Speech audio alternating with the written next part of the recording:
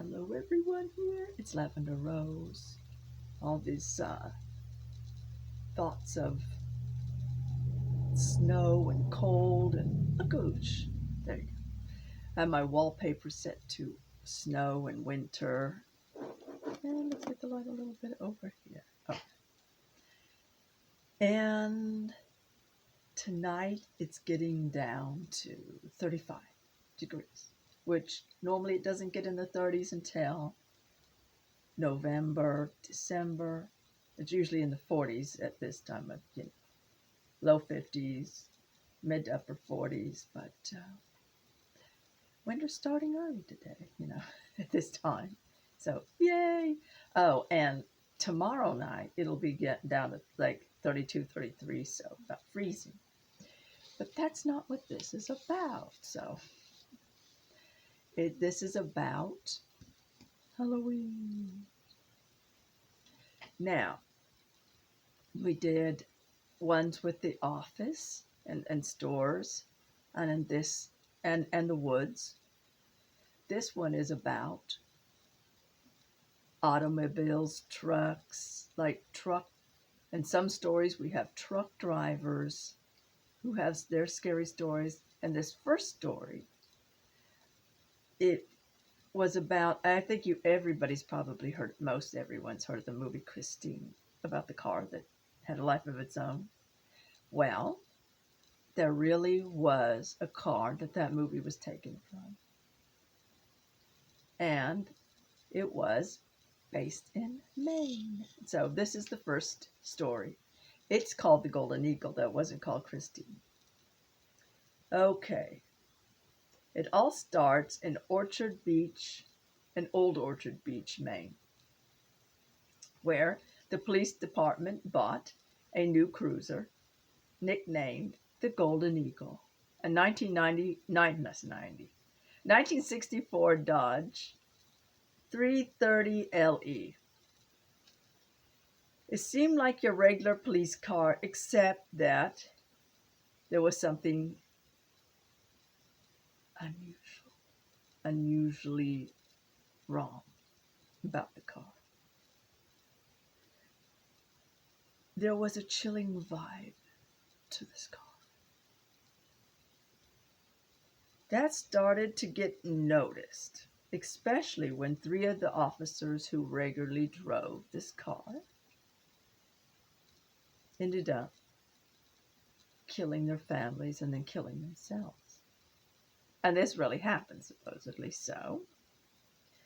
After the last of the three officers killed his family and himself, the police department said, I think this seems a little bit, more than just a coincidence, which I don't believe in anyway. So they got rid of the car.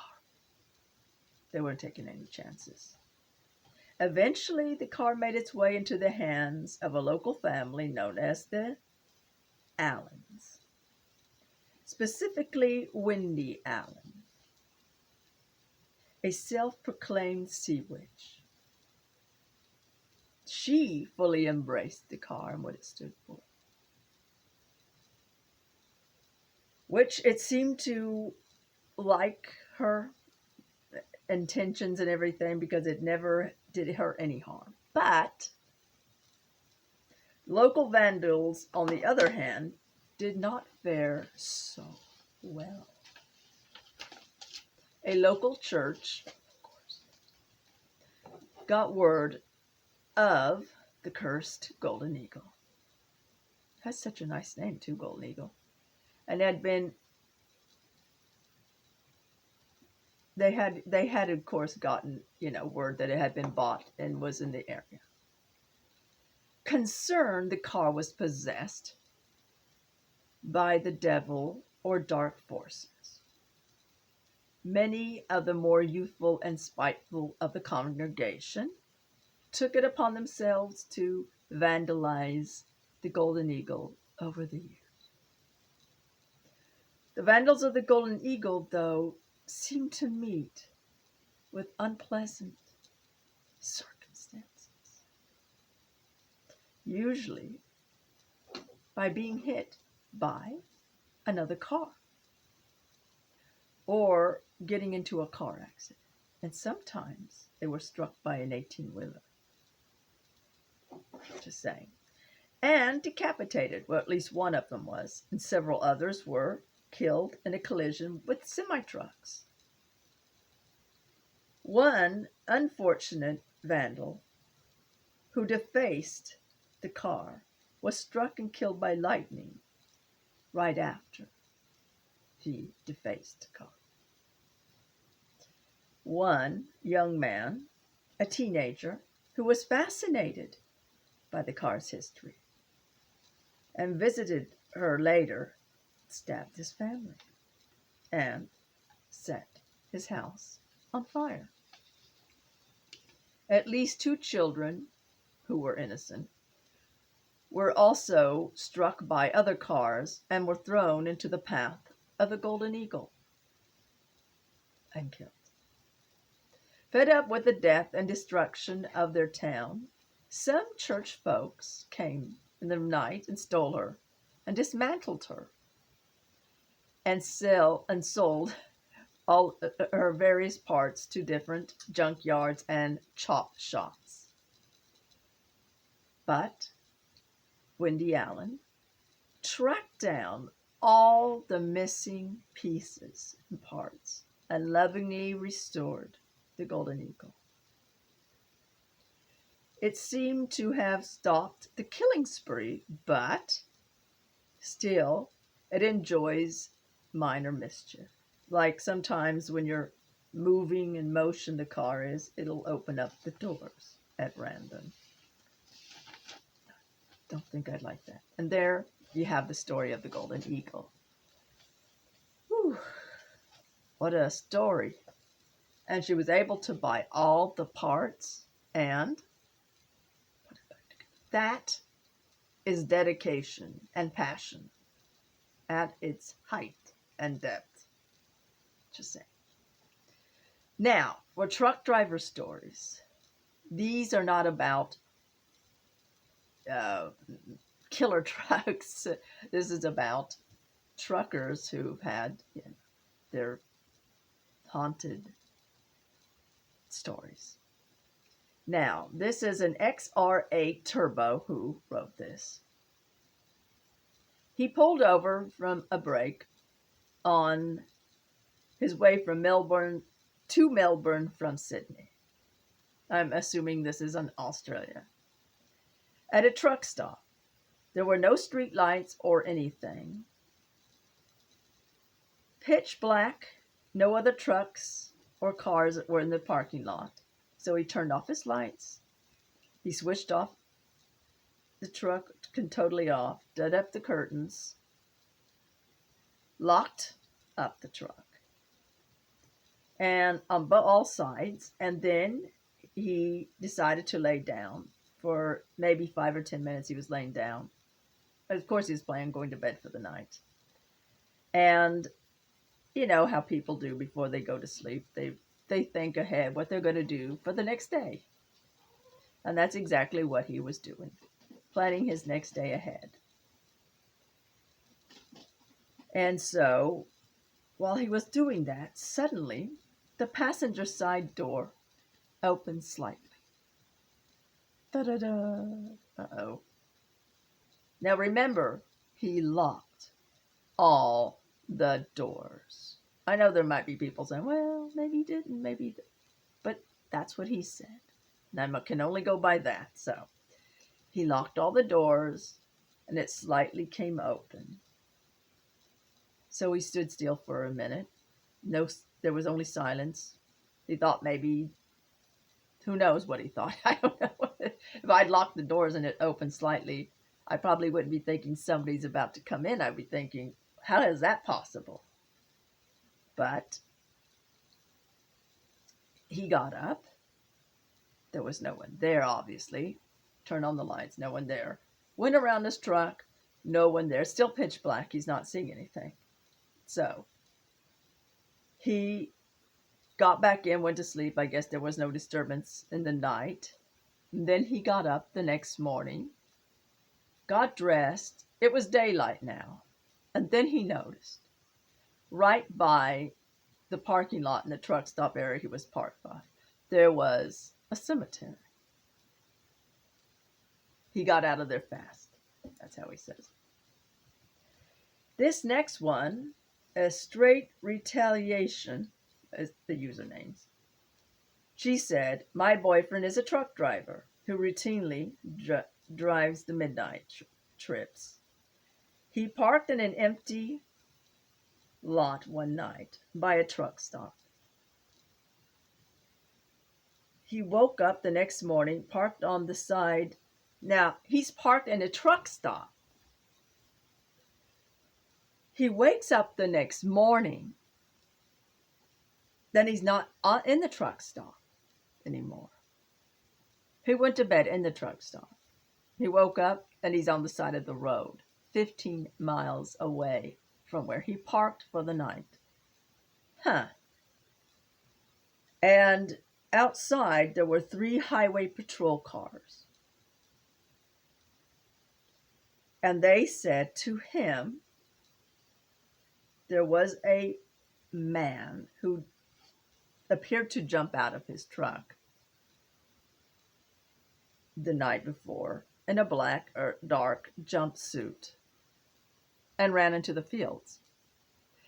But the thing of it is, I mean, one could say, well, maybe he was really tired. He didn't notice. Somebody came into his truck and went for a joyride. And except one thing, he knows he locked his truck. And yes, I know. Well, maybe somebody can jimmy the lock. But when he woke up that morning, he had to unlock the door. So it was still locked from the inside. So, think about that one. Obviously, it did freak him out just a little bit. Trying to put that piece together. Here's another one by an Impo boy. Want to get that right. Truck was locked from the inside and it still had, I think okay, that was still part of the last story, I guess. I'm not sure. No. This is the beginning of this other one, I guess. It said, my brother was a truck driver in the 90s to early 2000s. He was driving through Pennsylvania on the way back to New Jersey. He pulled over the side of the road between 2 other trailers early in the morning. He went to bed early in the morning. He heard someone banging on his right-hand door, which I'm assuming would be the passenger side.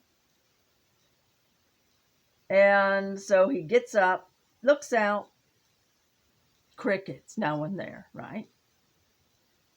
And just then, as he was looking over there, he hears somebody knocking on the other side of the door, the left side. He goes over there and looks out. Nothing. And then when he discovers that, he hears banging on the left and the right at the same time. Well, now he's really scared, right? So he gets dressed, starts up his truck, and he notices the other 2 trucks that were ahead of him also are doing the same thing, like they were all disturbed. They all had banging on their trucks, so who knows? Maybe they were also by a cemetery. That would be scary. Okay, and here's one unknown origin. This is just a story, an unknown origin. And it's the last story. A businessman comes home from a trip. It was late, dark, and foggy, of course, right? He noticed a trucker examining one of the wheels on his truck at the side of the road. So he stopped and he asked him if he needed help. But the man just got in his truck and drove further down. He didn't say anything. Well, so it got back in his car, and further down the road, he saw the same man doing the same thing again. Again. So he talked to him this time and said, do you need any help? Again, nothing. So at this time, he's being freaked out. So he leaves, and I would too. And that is the truck driver stories. I know there's a lot more out there. The web is filled with them. Something weird happened to me the other day. Not like that kind of weird, but really strange. I got up in the middle of the night, like most people do when they have to have a bathroom break. Like 4 or 5 o'clock in the morning, I think. And I saw a cat in the darkened hallway, but it didn't look like my cat. And I was like, wait a minute, what? This looks like my aunt's cat. I pick it up, and it's my aunt's cat. Now, I didn't let it in. It could get in no way. Except I have holes here and there, but wouldn't have thought it would have been able to get in. But somehow, she did. Now, of course, you do hear stories every once in a while where pets are able to get out when there's no way out, or in when there's no way to come in. This, I really think she probably found a hole somewhere. But I just thought it was just so weird. My aunt thought that was very funny. But I knew that my cat and that cat don't really necessarily get along very well. They've hissed at each other on this side of the door before, so I didn't want to take any chance. But anyway, just thought I'd throw that one out there. Anyway, so keep really warm. If you're in one of those places that are having this cold front come in, yay! And have a great Camel Day. And over and